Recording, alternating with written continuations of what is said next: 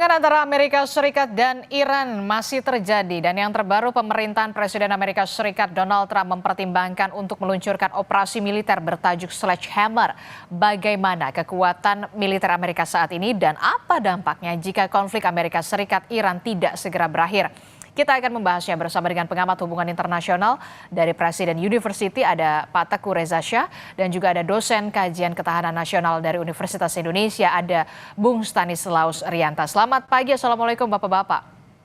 Waalaikumsalam, selamat pagi. Ya, saya tertarik begitu ya apa yang dikatakan oleh Amerika Serikat begitu. Yang pertama, operasi militer Epic Fury sudah berakhir, terus kemudian digantikan dengan Sledgehammer, itu artinya palu atau godam. Saya teringat dengan film Thor begitu, menggunakan palu untuk kemudian menghancurkan musuhnya.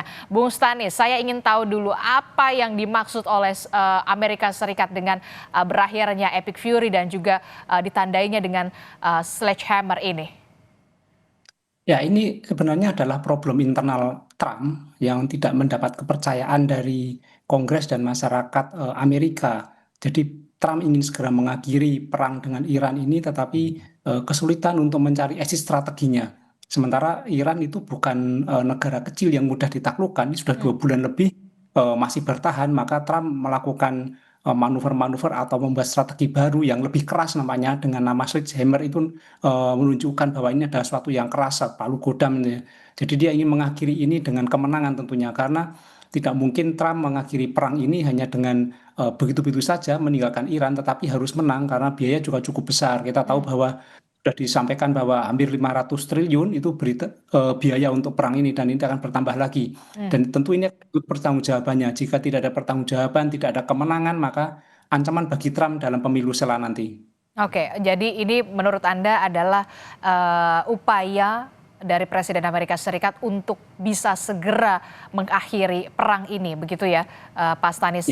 Oke, saya ingin ke Pak Teguh. Pak Teguh, bagaimana dengan ekspektasi Anda soal keberhasilan dari Sledgehammer ini ketika Epic Fury ini sudah total berakhir? Apakah ini bisa dikatakan Epic Fury kurang maksimal atau kemudian gagal total? Terima kasih. Saya perhatikan memang ini kombinasi banyak faktor sekaligus ya. Betul tadi dikatakan bahwa exit strategi memang dibutuhkan, itu betul. Tapi timingnya sangat buruk saat ini karena pada saat yang sama sekarang sedang ada KTT antara Amerika Serikat dengan China di Beijing. Dan untuk itu kita melihat posisi Beijing ini sudah menjadi adik kuasa, cuman Beijing ini sangat sangat santun dalam bersikap ya. Jadi tampaknya Amerika Serikat ingin menekan China tapi tidak sanggup lagi menekan China, tapi memberikan sinyal bahwa Amerika Serikat bisa melakukan sesuatu hal di berbagai belahan dunia yang lain dan ini berpotensi juga menekan China. Dan juga untuk perihal Sledgehammer, ini adalah nama yang sangat menakutkan ya. Karena konteksnya adalah Pentagon ini sedang siap-siap melaksanakan operasi ini dan konon operasi ini akan lebih canggih daripada Epic Fury yang kemarin. Untuk memang ada prakondisi kan. Prakondisinya adalah pertama kegagalan dalam negosiasi yang dikelola oleh Pakistan. Dan yang kedua adalah kelihatannya bagi Amerika Serikat, Iran itu sangat konsisten dengan persyaratan-persyaratannya sehingga membuat Amerika Serikat berpikir Sledgehammer ini perlu dilakukan dan untuk itu Amerika Serikat memang harus bergerak di dalam negeri juga, meyakinkan Kongres bahwa sangat diperlukan upaya-upaya untuk melaksanakan aturan Kongres sendiri, tapi untuk itu izinkanlah kami bergerak mendahului. Jadi ini adalah permainan yang sedang Donald Trump lakukan dan tampaknya Sledgehammer ini mungkin saja dilakukan, tapi kan harus ada syarat-syarat kan. Syarat pertama adalah prakondisi. Prakondisinya adalah Amerika Serikat yakin sekali bahwa negosiasinya dengan Iran ini punya kecenderungan tidak berhasil. Kemudian juga Amerika Serikat menilai bahwa Iran ini sangat benar mencoba mengimbangi Amerika Serikat di Selat Hormuz. Prakondisi yang kedua adalah tidak adanya tekanan dari luar. Misalnya tidak ada kegaduhan di tingkat persikatan bangsa-bangsa, tidak adanya kegaduhan di organisasi kawasan, tidak adanya kegaduhan di negara-negara mayoritas Islam, tidak adanya kegaduhan di media massa internasional, dan tidak adanya kegaduhan di organisasi keamanan internasional. Kalau persyaratan psikologis ini sudah Amerika lihat oke, tampaknya Amerika Serikat tidak akan tanggung-tanggung melaksanakan perang total. Yakni dalam hal ini adalah pemboman dari udara, kemudian melaksanakan serangan dari darat, dan juga melakukan serangan dari laut. Dan tentunya juga kita perhatikan Iran juga sudah serius, mereka sudah menyiapkan peluru kendali jarak pendek, jarak menengah, dan jarak panjang, dan konon peluru kendali itu sudah terfokus ke Israel, ke Jordan, ke Kuwait, ke Saudi Arabia, ke Qatar, ke Bahrain, dan ke Uni Arab Emirat. Kalau tidak dikelola, kalau dunia sepi-sepi saja, eh, keadaan ini dapat berpotensi menjadi perang regional. Terima kasih. Oke, jadi untuk operasi militer Sledgehammer ini dampaknya lebih dahsyat dibandingkan dengan Epic Fury. Tapi Anda tadi sempat menyebutkan di awal, ini sebenarnya bukan momen yang tepat. Karena pada saat ini kita tahu Presiden Amerika Serikat Donald Trump dan juga Presiden Tiongkok begitu Xi Jinping tengah melakukan pertemuan untuk salah satunya membahas Amerika Serikat dan juga Iran yang sampai saat ini masih memanas. Bagaimana penilaian Anda, Bung Stanis, kalau dikatakan oleh Pak Teguh, ini sebenarnya bukan momen yang tepat untuk bisa Amerika Serikat melakukan operasi yang berdampak lebih dahsyat, walaupun tadi Anda sebutkan Amerika Serikat begitu bernafsu untuk bisa segera mengakhiri perang. Ya memang Amerika kehilangan momen, udah terlalu lama juga ini 2 bulan ini. Tetapi kan Amerika tidak akan membiarkan itu, bahkan akan mencuri-curi momen itu di saat ada momen lain. Kita lihat ketika peristiwa Venezuela, kemudian ketika perundingan dengan Iran, malah dia melakukan serangan. Ini kan Amerika momen-momen seperti itu tidak bisa ditebak. Nah ini saya melihat bahwa nanti harusnya ketika selesai dengan Cina, ini ada hasil yang positif harusnya. Walaupun kita lihat bahwa Cina lebih menerima Iran daripada Amerika, dilihat dari sambutannya, dilihat dari sikapnya mendahulukan Iran ini, dan kepentingan Cina kan cukup besar dengan Iran, cukup besar sebagai mitra strategis ya. Tapi kalau dengan Amerika sebenarnya kan adalah sebagai rival di dalam ekonomi. Nah, harusnya ini Cina menjadi pemain utama sekarang, malah dia berhasil Iran mendatangi, kemudian Amerika mendatangi. Saya kira nanti jadi sangat penting ketika Cina memberikan masukan kepada Amerika atau Iran untuk segera meredakan perang ini. Memang momennya mungkin tidak tepat, tetapi Amerika biasa mencuri momen ini. Jadi apa yang akan terjadi nanti, saya kira ini Cina menjadi salah satu penentu apa yang menjadi sikap Trump. Oke, nah ini juga menarik begitu ketika Amerika Serikat kemudian melemparkan diksi adanya operasi militer bertajuk begitu ya Sledgehammer begitu setelah Epic Fury dianggap gagal total begitu ya, dan kemudian Amerika Serikat bertemu dengan Tiongkok Presiden Xi Jinping, Pak Teguh. Nah ini yang kemudian apakah ini sebagai cywar yang kemudian dilakukan oleh Amerika Serikat sebelum bertemu dengan Tiongkok? Apa yang kemudian nanti akan eskalasinya berubah ketika nanti Trump bertemu dengan Xi Jinping? Potensi-potensi apa yang kemudian bisa Anda baca setelah pertemuan ini? Saya perhatikan dialog antara Trump dengan Xi Jinping itu akan sangat serius. Kalau dua kepala negara ini ketemu, itu ibaratnya mereka tahu satu sama lain. Mereka itu ibarat kalajengking berbisa yang berada di sebuah akuarium. Pergerakan mereka sekecil apapun akan menyentakkan pihak yang lain. Dan dialognya itu akan sangat serius, geoekonomik, geopolitik, dan geostrategik. Dan untuk itu saya pikir Donald Trump sedang menyiapkan tungku ya, sedang memanaskan tungku dengan mengatakan saya siap berunding dengan China sesuai dengan kepentingan kita masing-masing. Di pada saat yang sama, saya masih ada urusan-urusan strategis yang perlu saya selesaikan. Cuman masalahnya Cina ini adalah pemain internasional yang sangat santun, sangat mengerti hukum internasional, dan juga sangat mengerti bahwa kalau urusan di Hormuz ini tidak selesai, itu akan berdampak pada ekonomi Cina. Seperti kita ketahui bersama, penguasaan Amerika Serikat atas minyak Venezuela itu secara teori itu memperlemah China 5 tahun. Kemudian kalau sekiranya Hormuz ini juga dikuasai oleh Amerika Serikat atau diganggu oleh Amerika Serikat, itu bisa berdampak 5 tahun lagi. Jadi untuk itu Cina sangat berhati-hati, kemungkinan kemungkinan besar China tidak akan mengkritisi, tapi jawaban China itu sangat tegas. Kami mendukung penyelesaian secara diplomatik satu, dan kami mendukung kedaulatan Iran. Kalau kita berbicara kedaulatan Iran, tentunya kita merujuk kepada Konvensi Montevideo, di mana integritas kawasan Iran itu harus dilindungi, di mana batas-batasnya tidak boleh diganggu, dan kemudian tidak boleh juga penduduknya itu dipersulit hidupnya lewat berbagai aksi. Misalnya sekarang kita mengenal istilah responsibility to protect. Di sini kelihatan sekali bahwa China sangat mengedepankan hukum internasional. Tapi bagi Donald Trump sangat membutuhkan bonus dari keberhasilannya sedikit pun, sekecil apapun dari dialognya dengan Iran saat ini. Walaupun kita harus akui Iran itu sangat tegas. Iran mengatakan sebelum kami berunding kami memerlukan prakondisi. Prakondisi kami adalah menghentikan kekerasan di semua front, terutama sekali di Lebanon. Kedua, Iran juga mendesak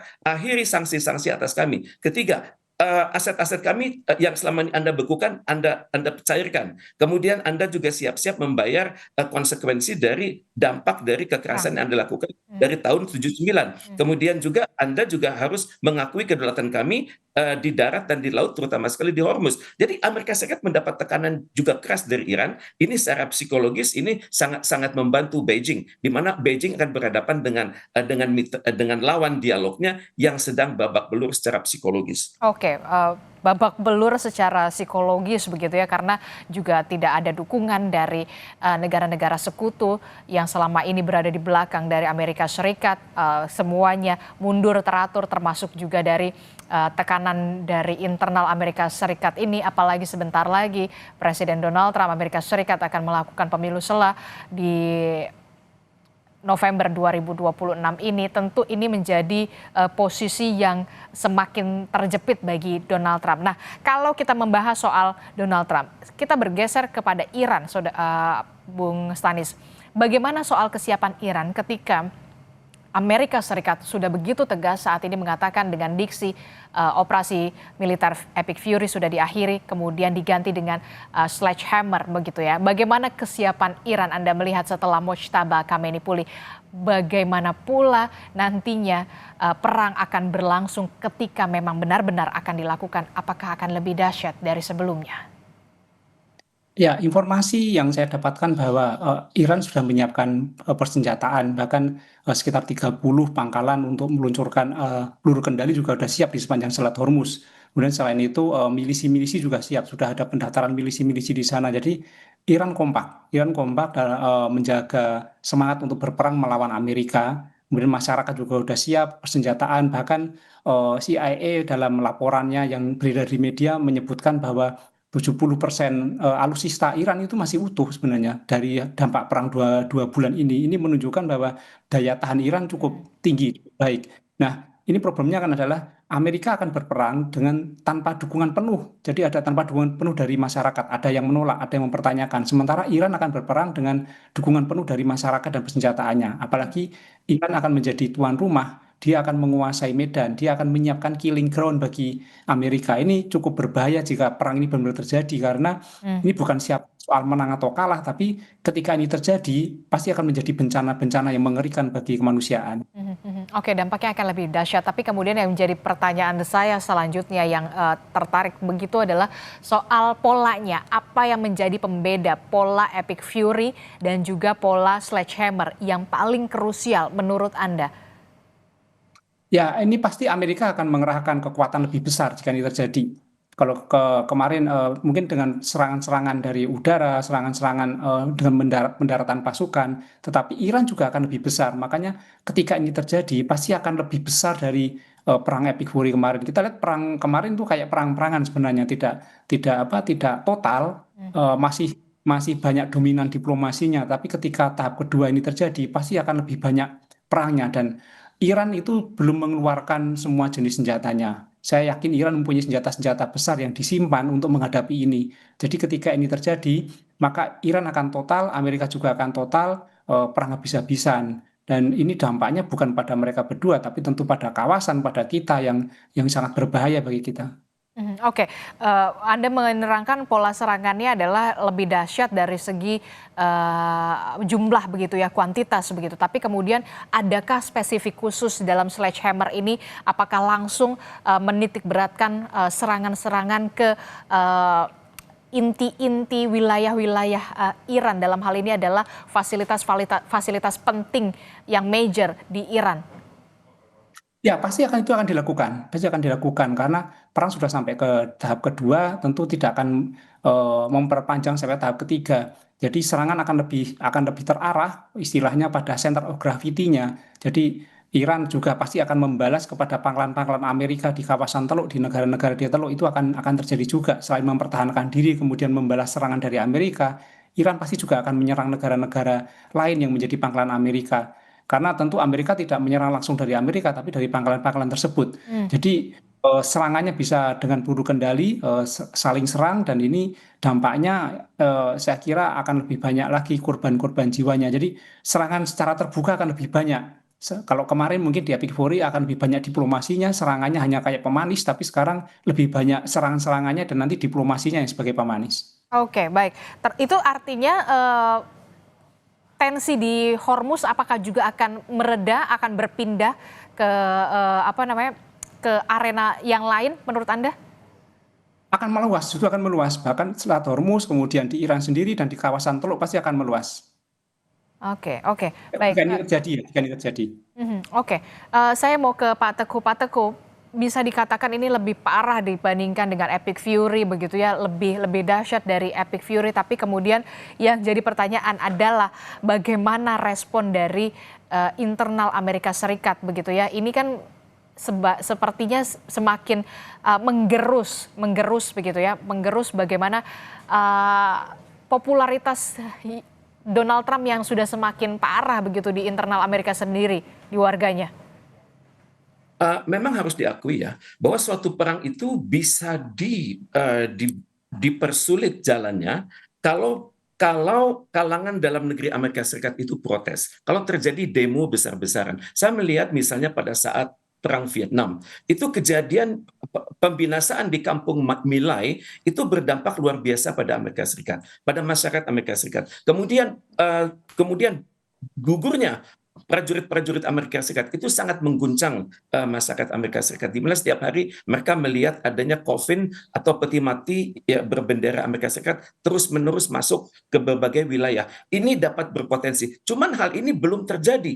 Ini ada hal yang unik. Padahal kita melihat selama sebulan terakhir itu sudah terjadi 9 sampai 10 juta demonstrasi di seluruh wilayah Amerika Serikat, dan hendaknya demonstrasi tersebut terfokus kepada minggu-minggu ini pada saat Amerika Serikat merencanakan suatu operasi dengan nama Sledgehammer. Ini menunjukkan kepada saya Amerika Serikat itu memiliki keterbatasan. Oke, baik. Bisa dilanjutkan kembali.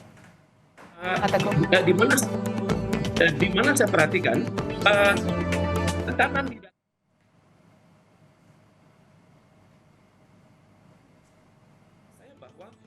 Oke, saya mencoba ke Bung Stanis dulu. Bung Stanis, kalau tadi kita melihat bagaimana pola serangan ini semakin terarah begitu ya, dan justru semakin dahsyat begitu.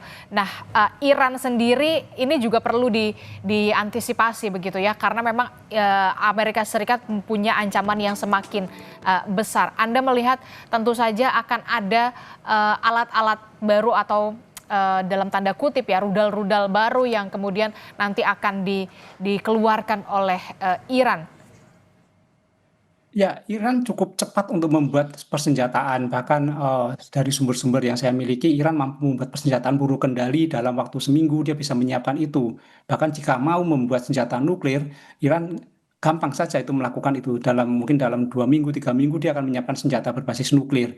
Tapi saya meyakini bahwa nuklir tidak akan dipakai oleh Iran, karena kalau ini dipakai maka ini akan semakin membenarkan Amerika untuk melawan Iran. Jadi Iran akan menggunakan senjata-senjata lain seperti peluru kendali yang biasa dilakukan. Tapi peluru kendali pun ini menjadi senjata unggulan Iran yang cukup dampaknya bisa cukup merepotkan bagi targetnya.